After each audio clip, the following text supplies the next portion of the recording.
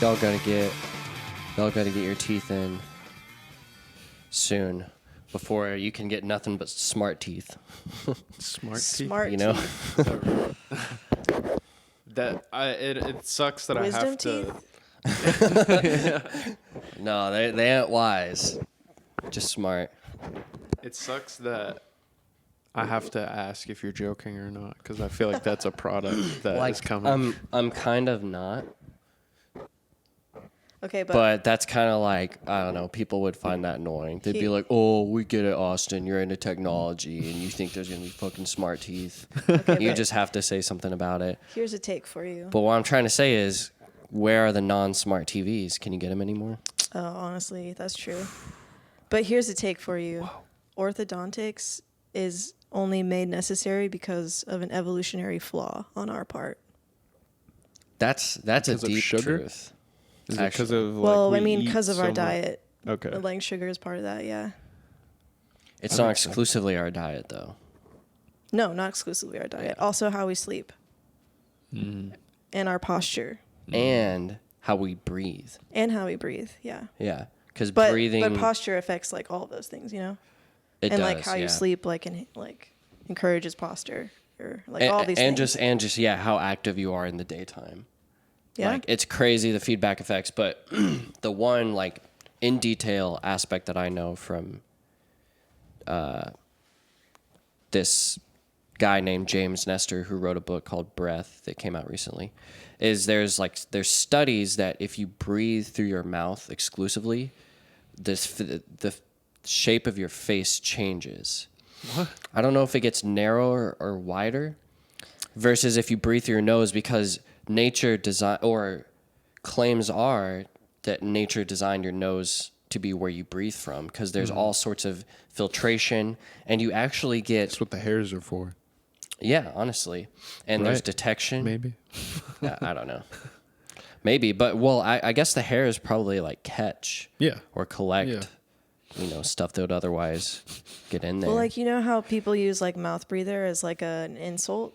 Yeah. Because like when you're a mouth breather, like you have a different structure of your face, which is just like everything's pulled down and forward. So you your want jaw's a like wide, down and forward. so you want a narrow face or a wide face? Well, Wait, it no, creates a I narrow think- face.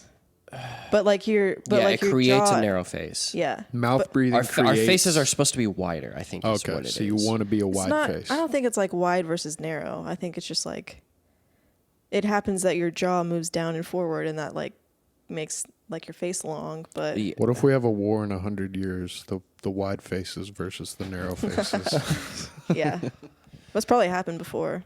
I mean, once we can definitely. see, we don't detect those differences quite as naturally as we do other Oh, I differences can. Have you in seen which those narrow faces? But where I heard about all this was from an orthodont. No. Well, I guess he's like an evolutionary orthodontist. I don't know if that's exactly the name. yeah. But he's like really active on TikTok, and like people have been doing his like technique, which is called mewing, where you like suck in your tongue. I saw that the other day, where Yeah. like people are like, "Oh, your face isn't whatever. Like Yeah. you just need to do this," and then they do a side profile and Yeah. swallow their tongue. Yeah, that's what that guy talks about. But it's because like he has noticed all of this with like people's breathing patterns, and like he also says like we don't eat enough food that's like hard to chew, so like we just don't like exercise our jaw. Yeah, we're not used to like I've noticed this. Like if I have to chew more than 3 times, I'm just like in my head. I'm like, God, come on. Oh my gosh, yeah. Why didn't they make this more chewy? Why didn't they make it more chewy in the factories for me? Why can't I just slide it down my throat Yeah, I want to just swallow like a wet gummy worm. like a seagull? I want to be a seagull so bad. Baby from my mother bird's mouth. Yeah. Just slurp it down. But Just the wanna eat reason clams. when I heard that, like, that's one of the reasons why I started eating meat again. Because I was like, oh shit, I need to work my jaw. Have you seen the little rubber? What I forgot what it's called, but it's literally a jaw workout tool No. where they like you put it in your mouth and you like bite down on it, and it's supposed to make a defined jawline or something. Wow. But it's literally an infomercial where people are like, it's like, do you want a chattily jaw? and they're like, I mean, y'all can't see it, but I'm moving my mouth up and down. Like they're literally just Chadley. like doing push-ups with their jaw. To get like that Johnny Bravo Yeah, face. to get a ripped ass jawline. Like first step abs, second step ripped ass Go from jawline. Mr. No to Mr. Yes Yeah. for $19.99, 99, Or you could just 99. Go from average Joe to bro. Average, yeah. So something I have a night guard, and that's because I like grip and mash my teeth together at night, dude, which is a strange. I don't really know the root of that. stress. I also I clench my jaw when I'm stressed. Yeah. I've been experiencing the same thing. And No, I know. honestly, kind of what I was saying earlier, that's also why I took a break from caffeine. Because, like, I would be getting anxious, but on top of that, I would just be, like, clenched jaw all the time. Like, and then at the end of the day, I would literally be sore from it. And I'm like, what the hell is going on? I think I need to get one of those. A mouth guard? that what you Night said? guard. Night guard. It's a fucking hassle. But I mean, how it's supposed to, the idea of how it's supposed to work is it's supposed to be like a solid, almost slippery surface on the bottom of your mouth, to where when your teeth go down to grip and to clench, instead they slide to the side or to the other side.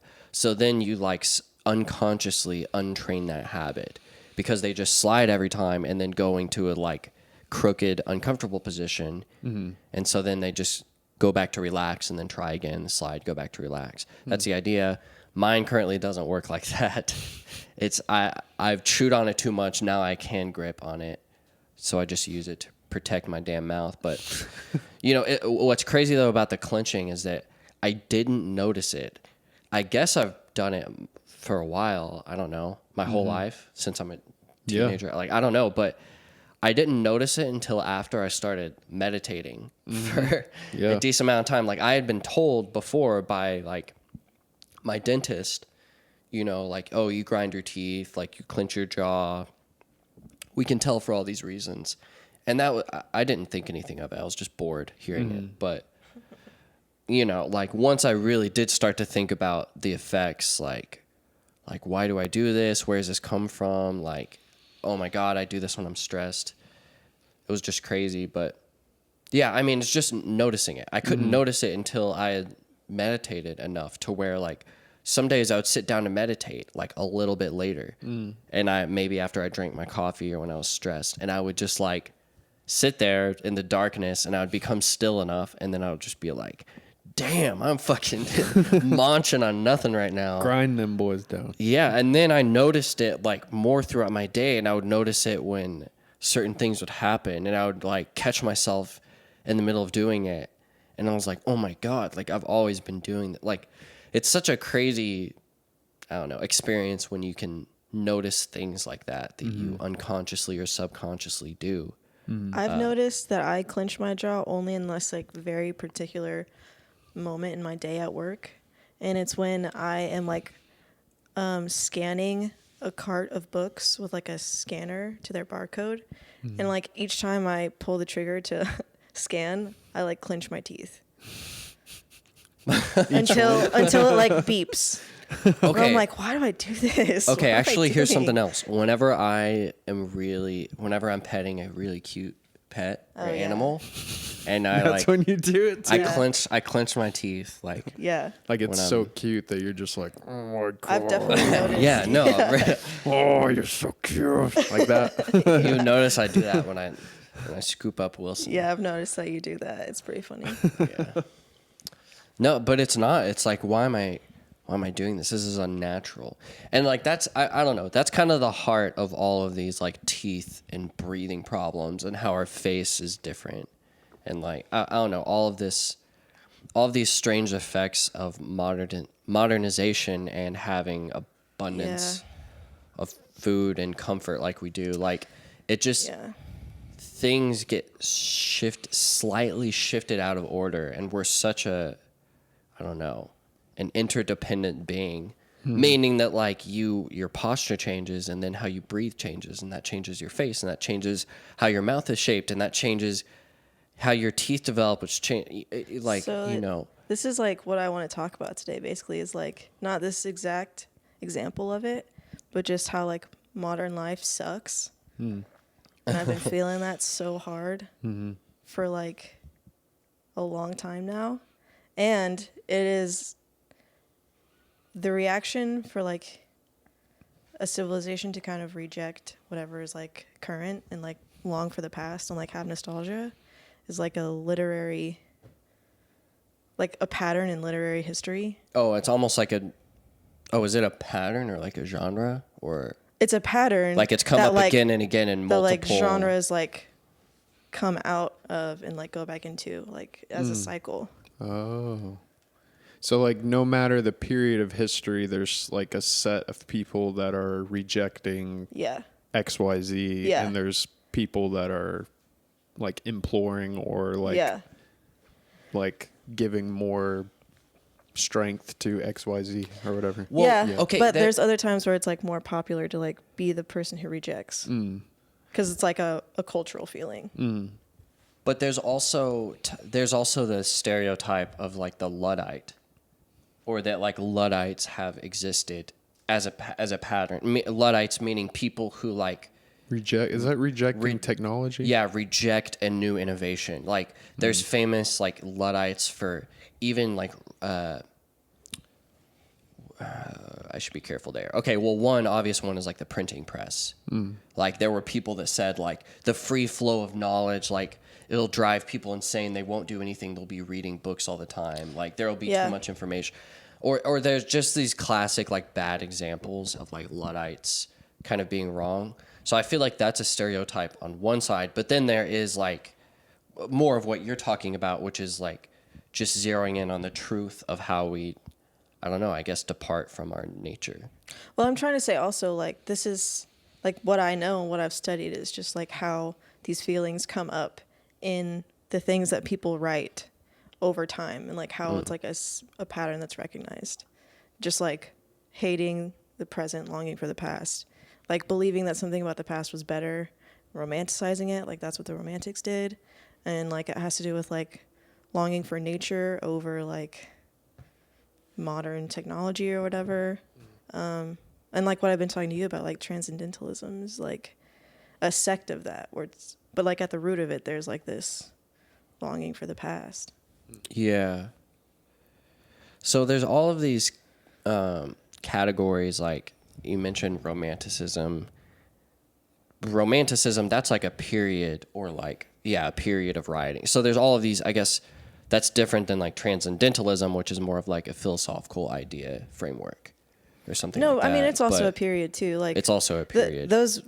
Those identifiers can mean both things. That's why they're confusing as names. Because like we don't change the name when we're talking about the philosophy versus like the time period. It's the same name. Yeah. So they're attached to both things. Okay. Like romanticism is attached to a time as well as a philosophy that came out of that time. Okay, that makes sense. Those kinds of like identifiers always like intimidated me. It made me feel like, oh, if I don't understand, like, I don't know. Like, it makes you feel like you don't understand the context. Like, people will say, like, you know, I feel like that I don't know, whatever. Renaissance writers, like this and that. And the terms of everything always confused me. I could never remember. When they are confusing, though, because, like, people use different ones and they overlap and they're not, like, clearly defined and they're, like, meaning different things at the same time. Yeah. So yeah, they're definitely confusing and like not helpful. Experience of like reading about them so many times. Yeah. Before then, you're finally like, oh, okay, I get this. Or yeah. I get that. And it's also like to a certain extent, it's like doesn't actually exist. It's just like what we've decided to call things to like be able to refer to them, but they're just like ideas. Right. And like anyone can get their own idea of what a person or like a time was like by reading something that came from that time. It's just like the pedagogy has decided that like all of these things mean this from like this collection of texts, which is pretty crazy. And pretty soon computers are going to be able to do that better than we have been able to so far. So maybe we'll have better identifiers for like these ideas. Yeah. That'd be sick. That's true. I mean, that's exactly what computers are good at, is pattern recognition, Yeah. categorization. That's what makes me think about like when GPT-3 learns Shakespeare, you know? Yeah. Like GPT-3 will understand Shakespeare and like tell us about it. What's GPT-3? An open AI. Okay. Well, it's it's a language processing. Wait, and it's an NLP, so neuro linguistic processing. Natural language processing. Oh my gosh, yeah. I was thinking of neuro-linguistic programming, which is another NLP. Natural language processing, artificial intelligence is what GPT-3 is, and it's put out by OpenAI. So it's like open source, and So it just processes different languages? well, it processes. You input Text. language and you get back Oh, okay. language. Yeah, Okay. it has different modes of operating where Can it there is a translate. It's Yeah, a translator as well? it Oh, can okay. act as a translator, but you can also ask it questions about anything, and it will read reference material off of the internet, like millions of references a second. So you can ask it, you can just start a conversation like do you feel, do you experience, what is the meaning of life? Oh, okay. Which What is is God? obviously what you first want to do whenever you're messing with an AI. Of course, Right, yeah. yeah. So it's like a chat, like an old school chat bot. Yeah, but it's But not see, like- because More it's advanced. In the it's Shakespeare, generated based off of what you put, and for each input that you have, it scours the internet and reads like a decade's worth of information and learns and understands, and it crafts these So- pieces of information together in such a way that an AI hasn't been able to do before. so in the Shakespeare example, you can tell it like write a Shakespeare poem or like sonnet, and then it will like produce a sonnet with iambic pentameter, like in the same like structure, like after reading all of Shakespeare and understanding the form. Then it will like be able to like, or then it just creates its own, which I don't know, saying create is kind of strange. Like I don't necessarily think it's creating, but it's just like learning. And copying and pasting Well, what it's it learns. it's iterating Yeah. 100 million times and zeroing in on the most Precise like, structure example. and pattern. Yeah. And that's basically what it's trained to do. And there's a lot of computing behind it. I mean, you know, I got in on the beta, and that's why we got to play around with it. And it was just, the beta is just you access it through a web app. But, you know, where the AI lives, where all the computing is done, is really in these enormous data centers. Because OpenAI uses Azure from Microsoft, and it's just that there's thousands of servers, there's thousands of computers that are just crunching numbers, and that this model is just crunching through data. And so it's pretty amazing. That's kind of a whole separate topic, but Yeah, but I could see how people who are against this wave of technology would be, and who are, inspired by literature and writing would be kind of weary of something like that. Yeah, that's exactly why I'm weary to say that it's creating, and I don't believe that it can create because I'm the thing that creates, not the computer. Right. It's Yeah. just taking what humans have created and making something. Yeah, that- we have to keep creation to like sovereign to the human, I think, because once that changes, we're in a different ball game. I think. okay, well, I agree. I definitely agree. But here's what I really think is happening, because the GPT-3 or any other AI that exists today is not what people think. Like people's idea of AI is really AGI, or artificial general intelligence. That idea is that something can be generally intelligent across space and time and concepts and everything that humans are.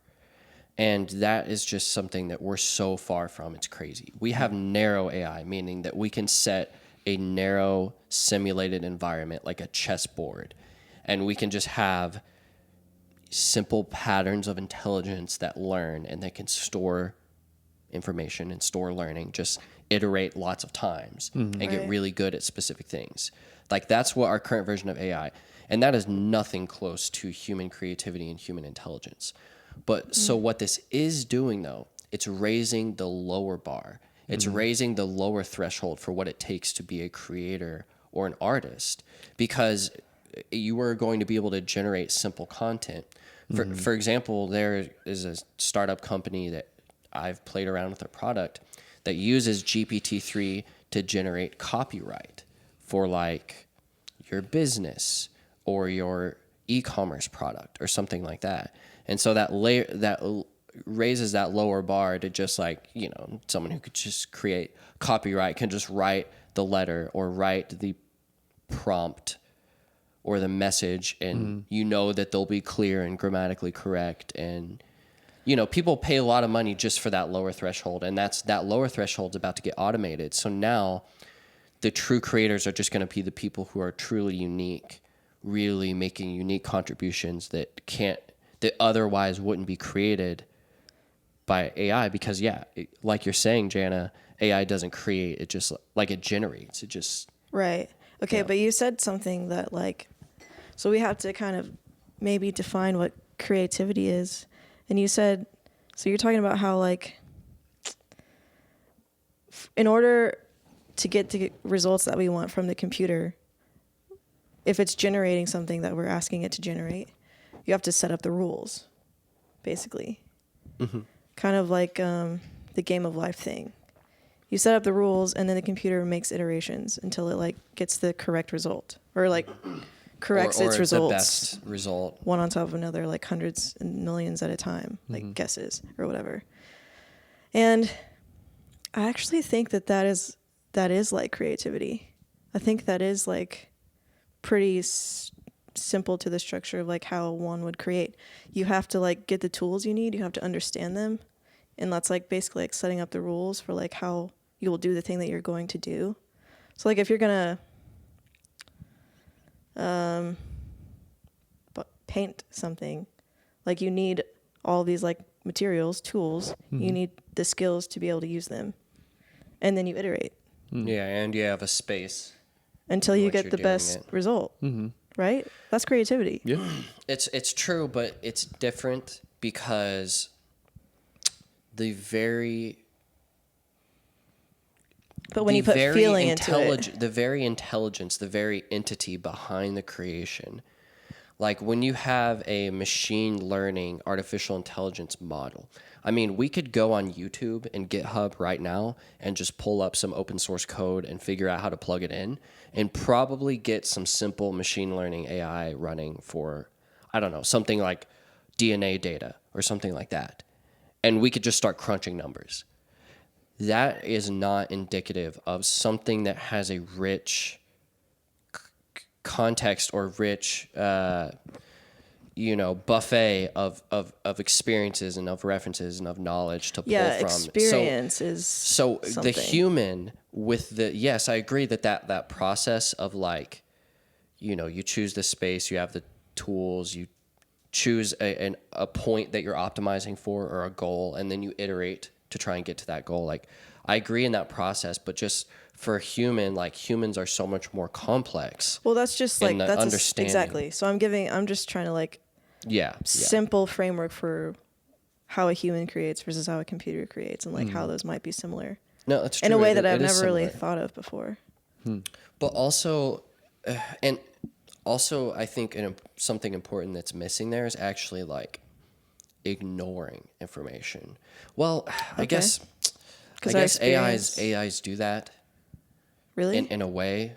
Because they probably because they upregulate and downregulate certain patterns. So that basically does mean ignoring certain information. But it's like humans have a whole world of understanding. Yeah. And they first choose the art form, which is even the game board that they're playing within. But then they have, I don't know, a whole other world's worth of just stuff to pull from. And they can pull from anything. Like, people make art out of the mundane, and people make art out of the most extreme, strange, emotions and everything in between. And like that's pretty cool. Yeah, that's a variety that. So I don't know. It's an interesting thought though, and I've actually never thought about that. That like, it is a very simplified model for just the creative process.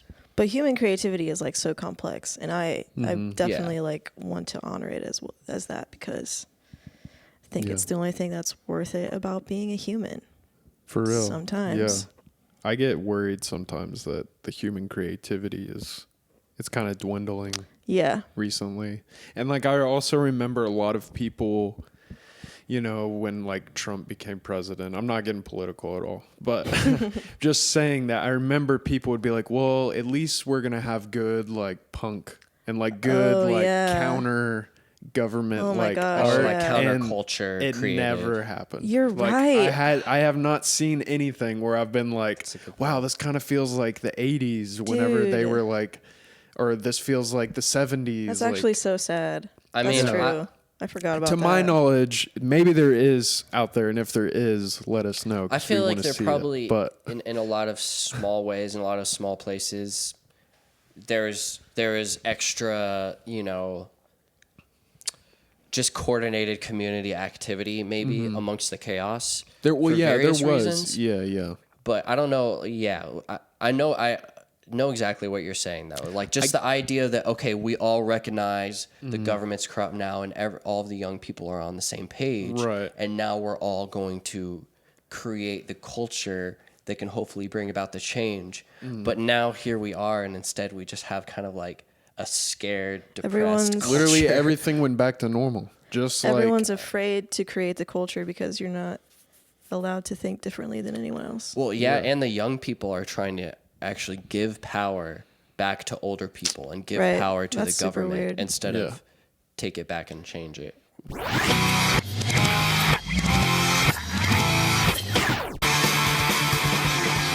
I mean, it's interesting, you know, I was just, before we were talking about writing, I was expressing my confusion about all the, like, semantics, but really in music, like, we have dozens of genre identifiers and sound identifiers and time period and all sorts of things to identify and categorize the music that we like and try and describe and share and, I don't know, make higher resolution semantics for the music that we like that becomes so abstracted. Like that's so I guess it's kind of the same thing, but with writing, with literature, which is what you have studied, you know, most of your life and been obsessed with, like that has a way longer history of iteration and of collective knowledge, really. When you're saying it's kind of similar to music in that way, where it can represent different or it has different semantics and things like that categorize it. And yeah, well, you just think about all the different things. Like humans have been making text for like as long as they have been, and like all the different iterations that has. As long as they could. Yeah. Like, and even before. So you have like to make it. You have people like writing down like their most precious and honored beliefs. And then you also have people like making lists for like the grocery store, you know, like for as long as time. Yeah. Yeah. Huh. And what some of the oldest writing actually reminds me is accounting. Yeah. Keeping like stock of things or like ideas or. Yeah, just counting. Yeah, keeping stock, keeping a ledger. It's the only way that you project into the future. Like, yep. I mean, write down what you have. Having a record. Well, yeah, it's an abstraction of the trust of the individuals. It's a semantic representation of something that doesn't exist. Yeah. In the physical so that space. so that you can carry it into the future. That's insane. Yeah, you're just transferring data from your brain. Yeah. To the future. The future. Yeah. So then other people can process that data that you either thought it's technology. In one time. Yeah, that's true. We're just little computers. Pretty weird. Well, yeah, and that's why you gotta have Bitcoin, because Bitcoin is the best way to transfer your energy across space and time. That's the big idea if you want to cut to the chase, but that's for another episode. But also, but Bitcoin is language. Well, yeah, money is no, like code. Yeah. No, exactly. That's what it literally it's a is. protocol for communicating. It's a set of rules at which you agree to communicate, which is what language is. And somebody wrote it. Yeah. People wrote it. A lot of people Yeah. wrote it. But No, So yeah, that tells you how sophisticated humans are at this point in time, which that's kind of cool. Mm-hmm. Yeah, I mean, when you go into, and this is a lot of what you like to think about is the, I don't know, I guess intersection of reality and like human creativity or human connection, human feelings, like how, I don't know, because Reality there's like, and human feelings. well, there's like there's the reality layer of money, like you have the gold bars. But then there's the social, how humans feel about layer of it, how humans feel about it, how humans organize around it, how you know, humans are inspired by it, and that's like what I feel like you find a lot of interest in, and of course that's right along with literary history as well. Yeah, I mean, I guess for me, I'm just like more attuned to like picking up on human feelings rather than like anything else. And so that's just like what I notice about things. I mean, I notice my own. So it's like being able to, the kind of stuff that I write is just like how do you interpret human feeling? Because like for me, there's nothing that a feeling really is, but like, so putting language to a feeling, that's something that you can never like truly accomplish. It'll always be different.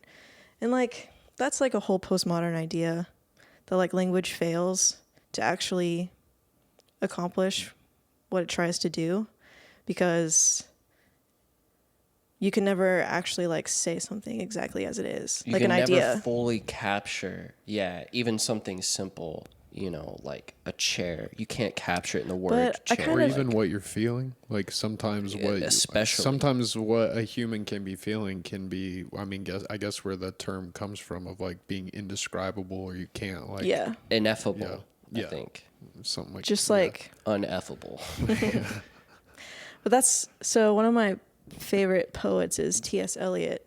And one of his ideas was like how to create poetry. Like one way to create poetry is to basically like put all the layers together of what a feeling is. So like combining all of the different elements that constitute a feeling and putting them together in ways that no one has ever put them together before. So like that's how you get a poem. Is if like you're able to make the connection that no one has made before between like a feeling and an image, or like a feeling and another feeling, Okay. or like a feeling and an event. Yeah. See, and this is, They're the medium between someone who's trying to feel what they're reading, I guess. Like, is what you're saying? Sort of? Yeah, for sure. Okay. Like it's a way to transfer a feeling to another Gotcha. person. okay, yeah. And see, that is something that really, really resonates with me, and that and I know Josh as well, like, even though I haven't fronted a band in a long time, like, I've always written lyrics and written songs, and I have, like, I have very strong opinions about lyrics, and, like, at some point, realized that good lyrics and, like, a good song was something that was able to, with high consistency and high resolution, transfer a feeling to me Yeah. that maybe I otherwise wouldn't have felt. And like I remember describing it in such a way that like before I had ever had a bad breakup, I heard the best breakup song ever. And I was like, listening to this song makes me feel like I understand something that I haven't experienced yet. Or, you know, a song about death or a song about losing a loved one or something like that. Like you can transfer at least a piece, at least 10% of that reality, of that human feeling in such a way to where you're, transferring it to another person. And like, how do you do that? That's not a science. That's purely an art, because you're trying to use the semantics that we have to express something that is fundamentally not of, of the human language. So I think we've like in this conversation discovered a definition for what a lyric is. I think that's pretty interesting. So we can say like a lyric is anything that transfers a feeling to another person. So that's why like a lyric can literally be anything at all. Mm-hmm. And it can affect people in like an innumerable amount of different ways. So like some people will understand that feeling and it'll transmit and be successful, and some people won't, but they'll just like listen to a different lyric that will. So that's why you have to keep creating, because there's always going to be somebody else. Yeah. I mean, that's what I feel like. And I hope those people exist. Who will that just keep on creating no matter what. Right. And I hope there are those people who will like understand the feelings that I'm trying to transmit. No, I mean, I really do think so.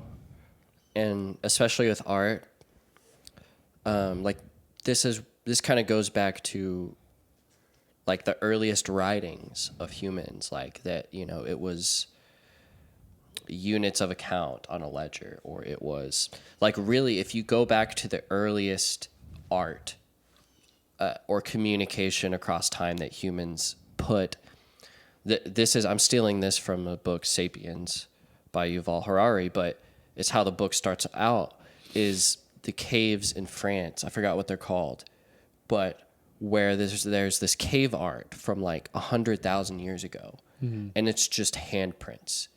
It's a very spooky, ominous, just cave wall full of handprints reaching up to seemingly nothing, and it's been dated as the oldest weird cave art ever. I forgot what it's called, but I'm pretty sure it's in France. I have it saved in my photos because I looked it up a week ago. It's really weird that you're mentioning Whoa. that. Oh, really? That's Are you talking crazy. about this one? I know that people listening can't see Yeah, it. that's Whoa, yeah. That is exactly That it. was like, That's that was weird. an image that was on the cover of like one of my textbooks in Really? college. We'll put it in Yeah. the show notes. I'll put a link to the image. Yeah. I feel like people would recognize that. Oh, maybe it's on the cover of Sapiens. No, it's not. No, it's not. It might be for like they did the Sapiens graphic novel. It might be for that. No, it's not. But it basically sets up the thesis for the whole book, which is that humans are storytelling. That our huge advantage, and that our main drivers, that we're storytelling monkeys, basically. And that it shows that like the earliest message that we give out, like we're telling stories. That's the highest, that's like the biggest channel for us to communicate. And throughout the book, he goes to talk about how, you know, money is a story, how civilizations and the lines that are drawn between nations are stories, how companies are stories. Companies are strange entities that like can't be held accountable, can't be put in prison. And there's all these examples that he talks about throughout history to basically just highlight this point that we're really just telling stories, and we're just putting these stories into different like semantic frameworks. I mean, I guess. But you know, with art and with zeroing in on feelings, like the raw feelings of humans, like it's a type of storytelling that's very fundamental.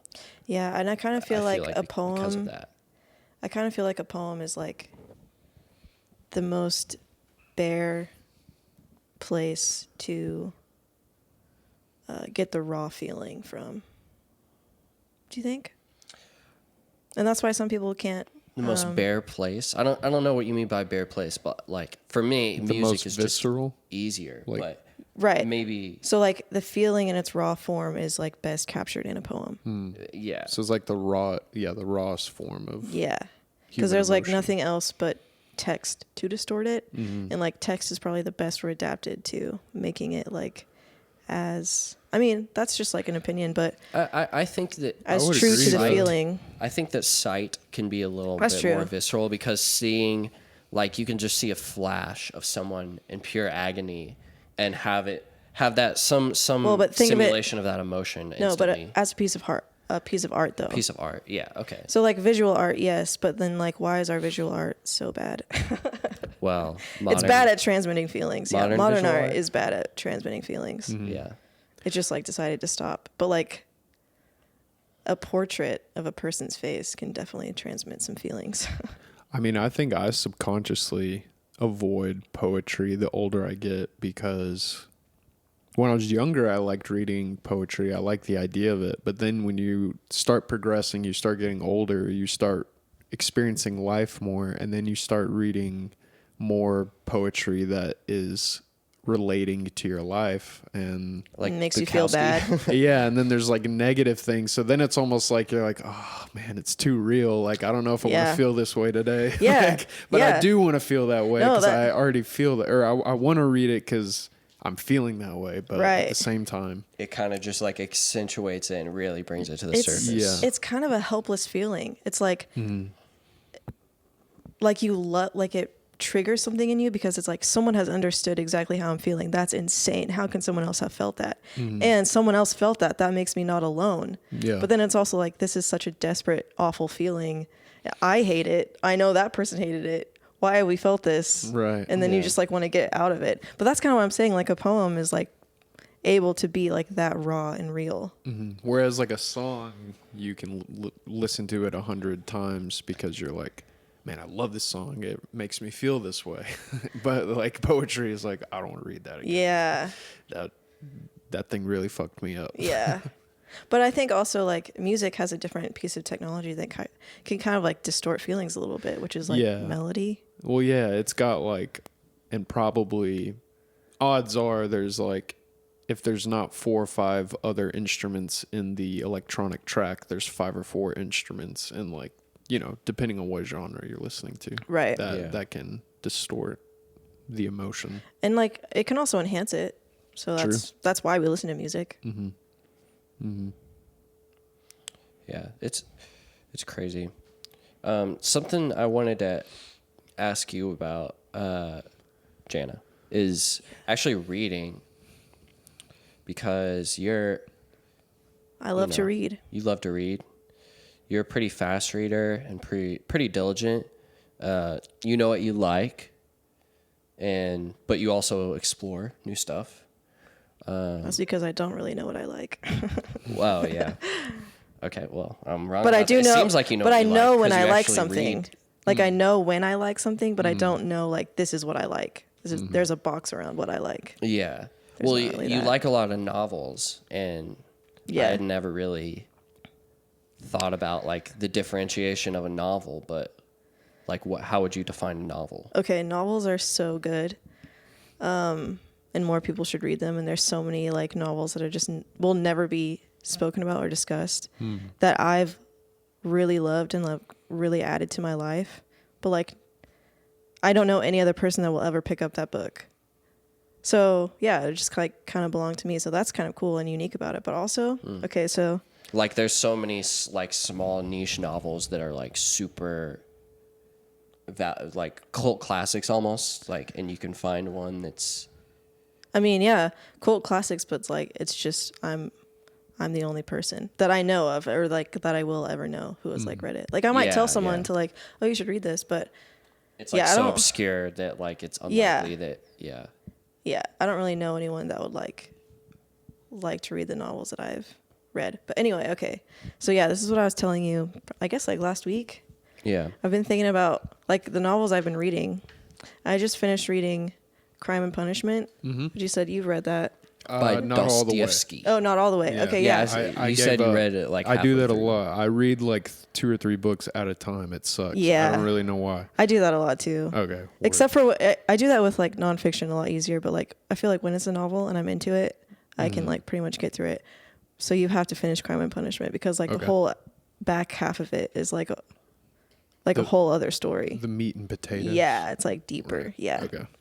Okay, but I think a novel sets out to answer a question about human nature, and then kind of like, and then like basically sets up the simulation for like whatever event might cause people to act in like a certain way, and just plays it out.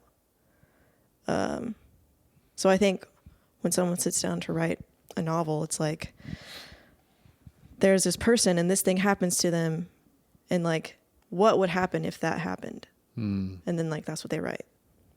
It provides a pocket of like a dimension where, yeah, if this scenario happens, this is how the characters that have been created react to said. Yeah. And I think that's why we can learn from them like we do. Because it's like, well, I know if I did that, like that person did in that book, I know what would happen and I want to avoid that. So it's basically like a story that older generations would tell younger generations, but like with 100 to 150 pages. Like, yeah, basically. Yeah, I think so. like, what is that called? Like a virtue story or something? Like it's It can basically be. like or an archetype. Yeah, because like Just that's the kind of like stories that are interesting to us about like things that tell us about ourselves, or just like the hero archetype, like is present in any story we tell for some reason. Is like part of our collective subconscious. That's not my idea, obviously. That's why like things like Star Wars were so like popular, and well accepted, and the hero archetype. And that's like when I'm reading a book, I connect with it as soon as I can read myself in it. And like that's when I know I like it. Like if a character like says something or like is a certain type of way that like I'm like, oh, I do that, or I'm like that, or I felt that. Then I'm like, okay, this person has written this book and has understood something about humans, or understood something about even like me, the individual, which is crazy. How can that be? That's why Dracula by Bram Stoker. I don't know if I'm saying his name right, but Bram Stoker. I don't name it. Brahms Stoker. Yeah, it's something like that. That's I feel like it's not Stoker though. Stoker. I think it is. Here, we'll look it up. But we'll that's why Dracula is really cool, because it's written from like it's written about the same account, but from like 4 or 5 different perspectives throughout the whole thing. Yeah, so interesting. And all the accounts are like journal entries from each character. So it's very like, which like damn, you're right. It's Bram Stoker. Nice. Yeah, so like when you get a story given to you, like in like that type of way, it's so interesting. Like so then that also kind of is satisfying, because it makes you feel like you are peering into somebody else's life, which honestly, like that's a desire that we all have. I think. Yeah. That's a desire that I have. I definitely want to get into other people's minds. Oh yeah. Well, why though? I mean, I think people have it for different reasons, but yeah, True. I'm like curious and I want to understand. Probably because we get bored with our own head and our own like feelings and our own perspective, that you want to like peek into other, or like especially when you get numb to your own feelings. Just kind of becomes mundane. Well, it's also how you learn, like monkey see, monkey do, and like if you want to change yourself, then you have to be able to find another, like a model or a map for how you could be, and then maybe figure out how you would mimic that, or you would become like that. So also sometimes like art definitely does this for me a lot, which is like I didn't know that I felt something about something that happened in my life until like some character also goes through it. Or like this happens so often, like maybe it's a movie that I'm watching and the father and the daughter have some type of interaction, and those things make me cry a lot, because I'm like, I need that. I need that for myself. Like this dad just said this to me, like I'm the daughter in this scenario. Yeah, it's interesting. That's pretty deep. No, I mean, I get that though. I've felt that before, for sure.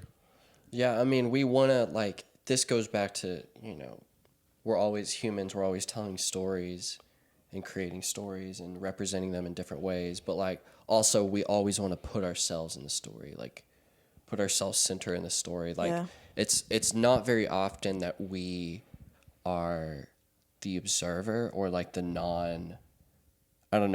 the third person, or I don't know. Like usually we're putting ourselves into the story. Like that's we're how you not get the creator. Right. And I think that's how you like get the rewards from like the story, is like imagining that it's you. But that's why like this whole superhero genre just like has no appeal to me whatsoever, because like I can't imagine myself in that, and I don't. And I don't either. No, I mean, I imagine myself like I don't know. I'm a regular guy. Like I imagine myself like coming to the rescue and fighting the bad guy and stuff like that. But like, the superhero movies, like they really have a disconnect for me. I like a good action movie or a revenge movie. I don't know. I don't like them because I start vibing with the villain. I'm like, dang, I can see where he's coming from. Honestly, or I can see how she would feel like that. She's pretty pissed off. That's true. And like recently, it kind of feels like there are superhero villains in our real world. Yeah. Yeah. I mean, yeah. which is pretty nuts. I think it is that there is something to say for having so many superhero movies and like it being a forefront of like entertainment culture. nowadays. Yeah. Cause like, I don't know, after I'm going to give them a chance. I've been like waiting to spend a day to watch all of them and really give the all whole of them in a day. I don't know if we have enough time. Like I'm trying to buckle in and do it. But like at the same time, I just keep seeing the previews for them and it's just like, it feels like the same thing, just regurgitated. All the time. I know there's a storyline, but I've never been able to you like have to be bored. Yeah, like I don't know. Okay, so I just remembered this is kind of separate. Yeah, the superhero movies are boring. You know, they got to do Except for something new. Spider-Man. Every Spider-Man movie I've ever seen is the best thing in the whole world. Spider-Man and Batman did it right. That's very all I'm first going to Spider-Man, say. Spider-Man and Batman. Both of those those movies are... I know people even are like, no, I'm Batman all the way or I'm Spider-Man all the way. I'm both. Both of them, great. You don't know how many people I've heard say that, though. What? Both of them? Yeah. I mean... Such a basic... It's basic. It's Come crazy. on. Basic, bro. It's great. Okay, but here's what I was going to say. Tobey Maguire, the best. Yes, I do agree. The best. He just looks like he stinks. He looks like his breath stinks to me.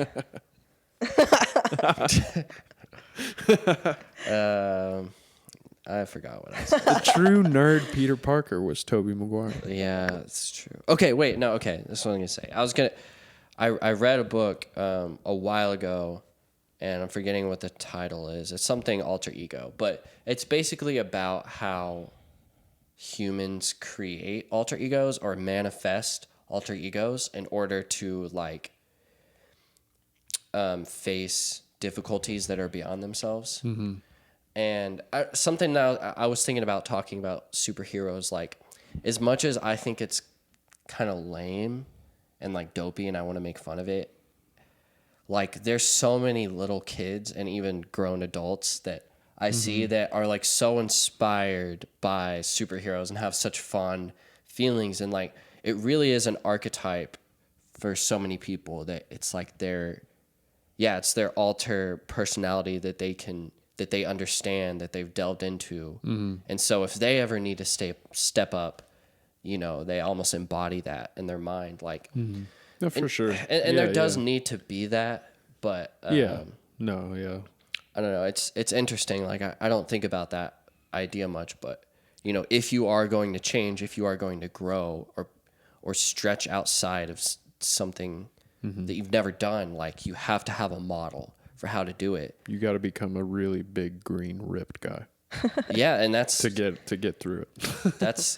What is the Hulk in all of that? I don't know, but that used to be my favorite. What is the Hulk and all of that? Yeah. Yeah. Okay. What is the Hulk? Is the question. He uses his anger. I don't know. Maybe there's a deep. We need to have like Jordan Peterson analyze the Hulk. Like there's some deep idea to using your anger to. Oh, you know, he has an equivalent Bible character. I think Samson. Oh yeah. Yeah, the guy who like killed people with donkey jaw, and also the other stuff that he did. Pretty badass. Yeah, but Samson eventually he got. Well, crushed. I guess there's difference. He got seduced. He got and then killed his by the eyes weight, gouged out, and then he had to like knock down the pillars to with kill. a haircut. His own strength killed him in the end. Oof. Yeah, that's a deep archetype. Every time I want to cut my hair, I think of Samson. Oh, really? I'm like, look at that guy. Didn't work out. Yeah. I ain't gonna cut this shit. It's true, man. Okay, I wanted to ask you, Josh, like, what's the type of stuff that you find yourself writing when you do? Like just normal writing, or so like you write like lyrics? song lyrics, but what else? I mean, I'll write some journal entries. Sometimes I try, and the goal is to do it every day, but I don't do it every day. Every other day. But I mean, what time of day do you usually do it? Usually after work. After I've I used to do it in the morning. Yeah. But then I kind of started just doing it after I've thought all day.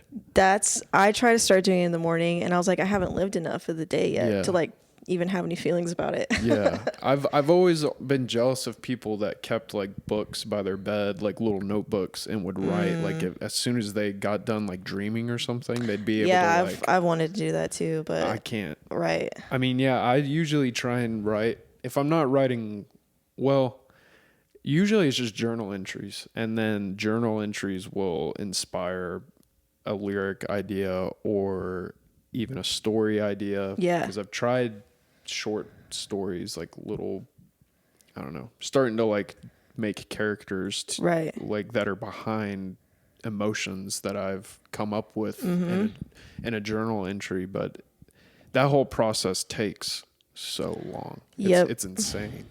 I've tried to write short stories, and probably like the most that I've written that I've liked has been a page long. And like, but the story I'm trying to write needs to be at least 30 pages. Yeah. Yeah. So it's just like, this is too much. This is hard. That's kind of where I'm at. I looked up, I was like, what's the average like word count for a short story? And then I have maybe 2 or 3 pages written. I'm like, I think I'm getting somewhere. And then I look up the number and I'm like, oh, I've got a ways to go. Yeah. And that's why it's like, so you need to like have a practice of writing that like becomes mechanical in some sense. But that's like the hardest thing to do, I think. Well, and that's why I'm trying to get into the journal entry exercise, because like my brain works it's very hard for me to sit still and focus, especially mentally. So when I am writing, I'll be just writing normal sentences like, today I did this, and then it'll literally jump to like almost a monologue, like an inner monologue, like 2 or 3 paragraphs. And then it's done, and then I'm like, I got no more. And then you have to like walk away from it or come back to it later or just try again the next day. Do you kind of have a similar process? So I've kept a journal for like as long as I could write, but it's never been every day. And like the past 2 years, I've kind of just like let myself kind of like be relaxed about it, and just kind of like whenever I need to write something, I'll go and I have a place where I write it. So my like journal for like last year was about like 30 pages long altogether, or maybe it was more than that. But that was just because like I would come to it whenever I felt like there was something that I needed to like basically work out mentally for myself, with just like events that were happening.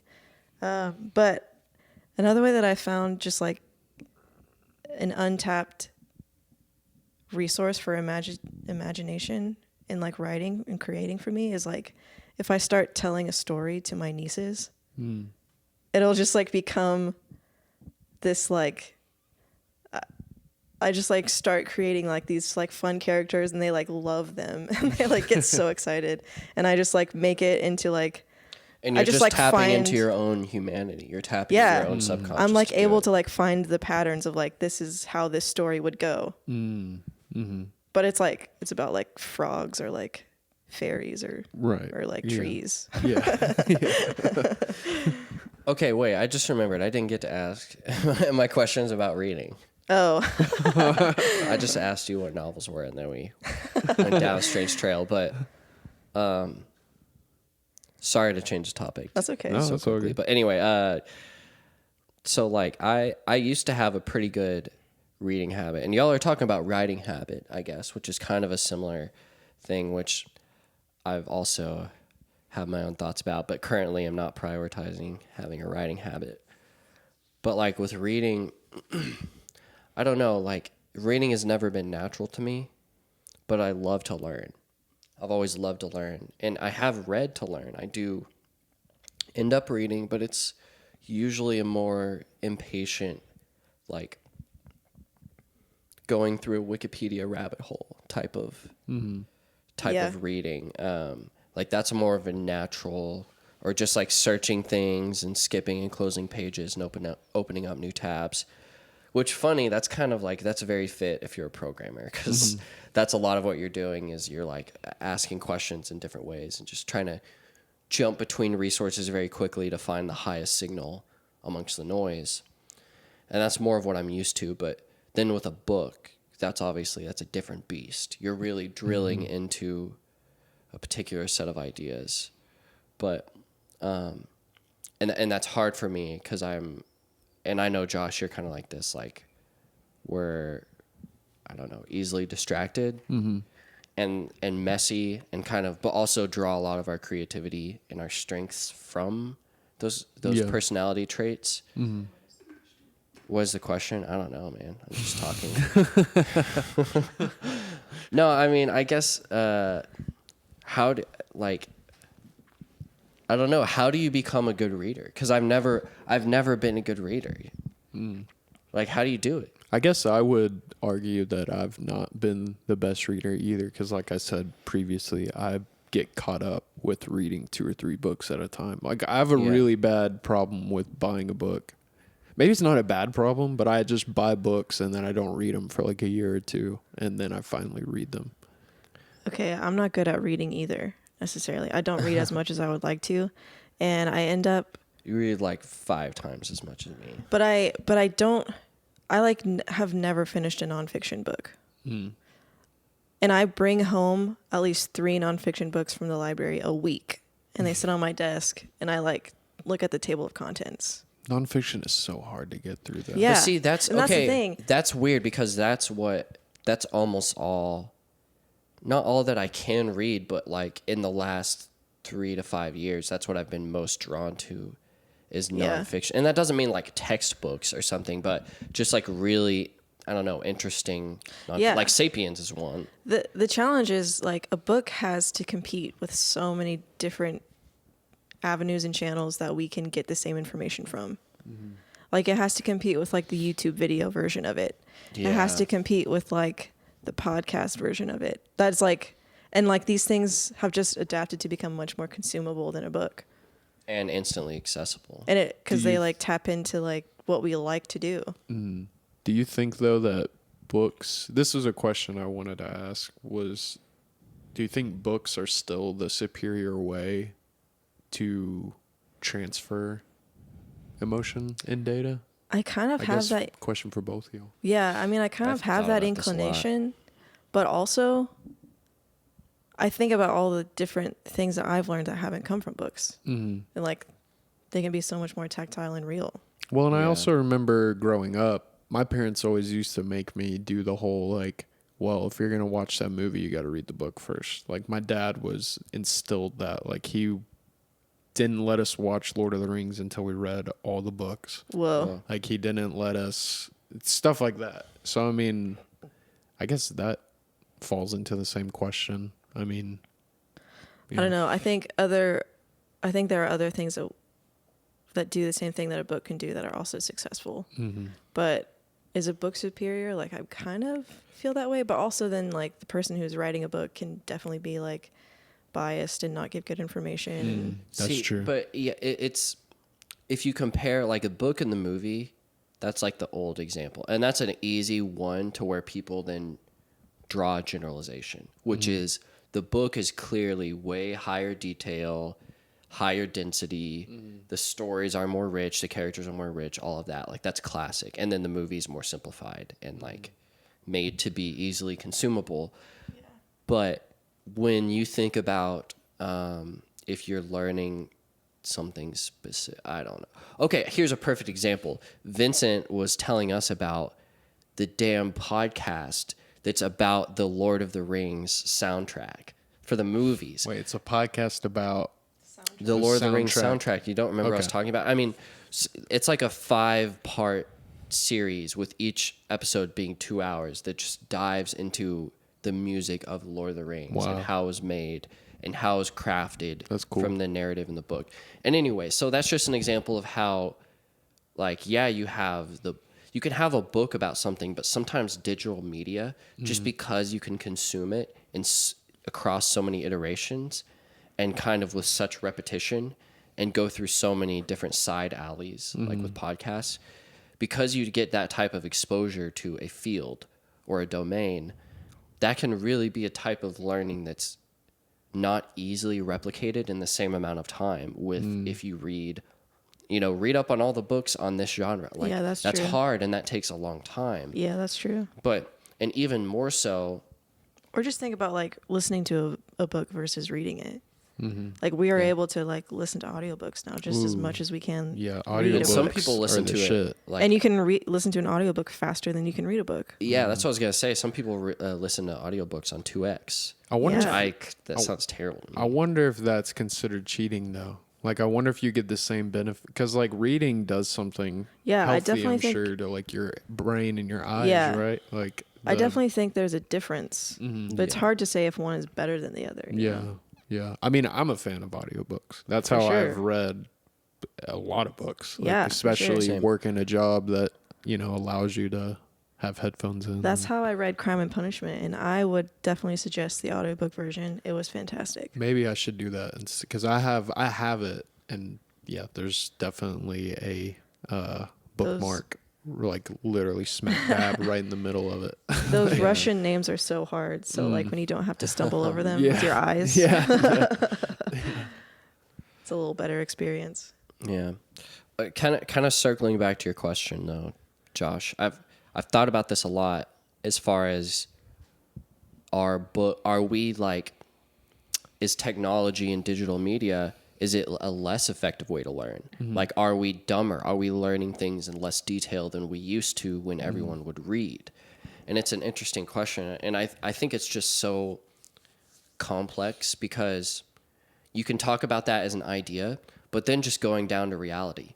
Me, Austin, even if I think books are the superior way and I should be reading books, and I beat myself up all the time for reading books, like maybe I just won't do it. But naturally following my inclinations, I've learned an incredible amount, like almost everything I've learned about technology.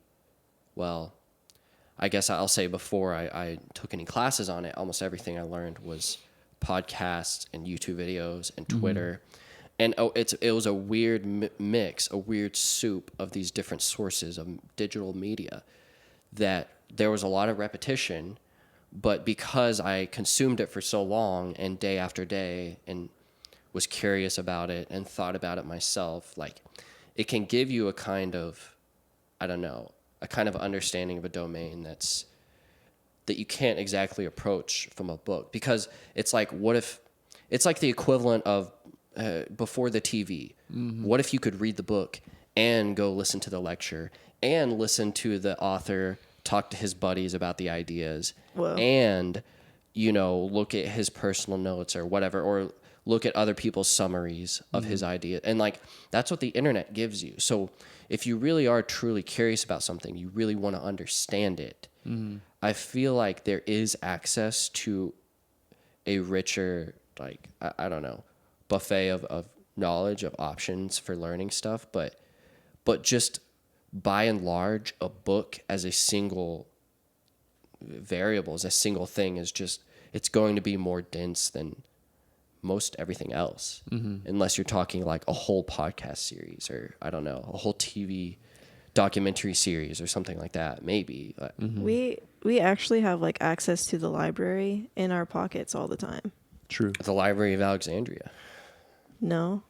I mean, that's true, because that burned down. So all of that hidden But, like, magic knowledge. But basically is like lost.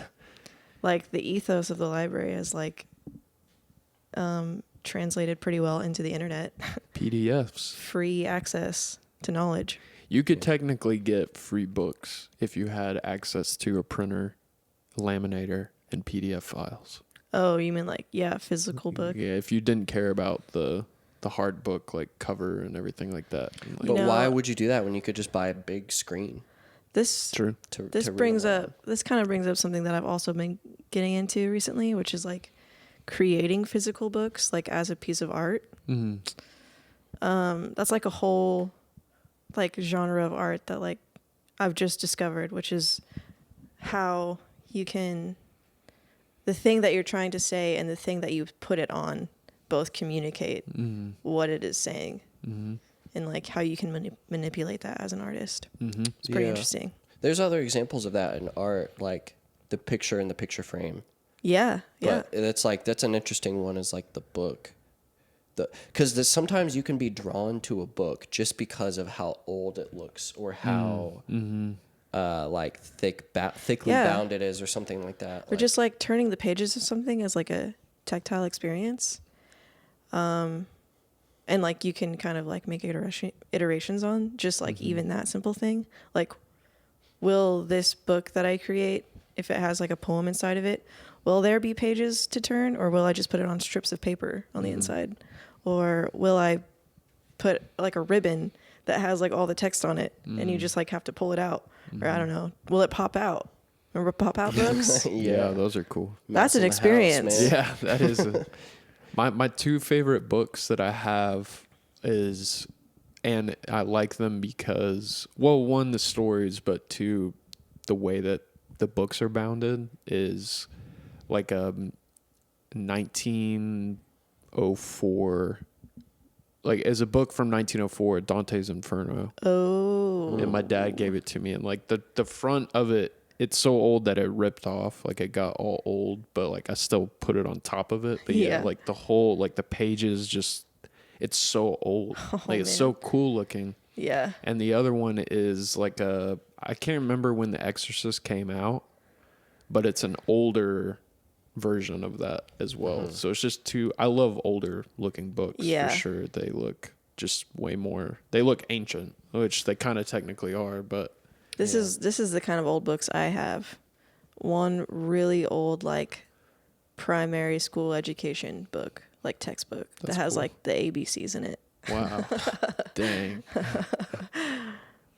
I think I have a college chemistry book that I bought just because it looked cool, and it was super thick. And then I opened it and I was like, "What the fuck is all of this?" Like, there's, but it has like the table, like all that, like it's really interesting. If I knew anything about chemistry, it'd be a solid find. The element, the periodic table. Yeah, it's got that in there, and Dude, cool. that's cool. I wonder what that looks like. Something about older books. Like there's a few old financial books that I have that I really like for some reason. Like one of them is like a market analysis during the Great Depression. Wow. Like the 30s. So it's so old, but it's interesting because they're talking in this lingo, like looking at the price charts and talking about the price of pig bellies or the price of corn or whatever, or like this is what this means about the market. And it's just, I don't know why I'm drawn to that, but it's kind of just the idea of like patterns of time repeating or how you can relate to something so long ago or see it happening around you. Which reminds me, Jana, there was a question I wanted to ask you. Like you were talking about, we're talking about the phases of writing literature, like romanticism or whatever, like what, and how those ideas repeat. Or how those sentiment or feelings repeat throughout time.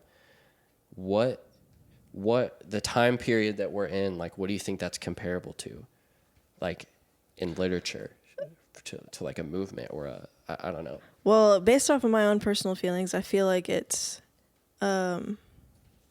like I can only speak for like what I feel like this moment is saying. Yeah. I think it's kind of just like, so before postmodernism, there was modernism.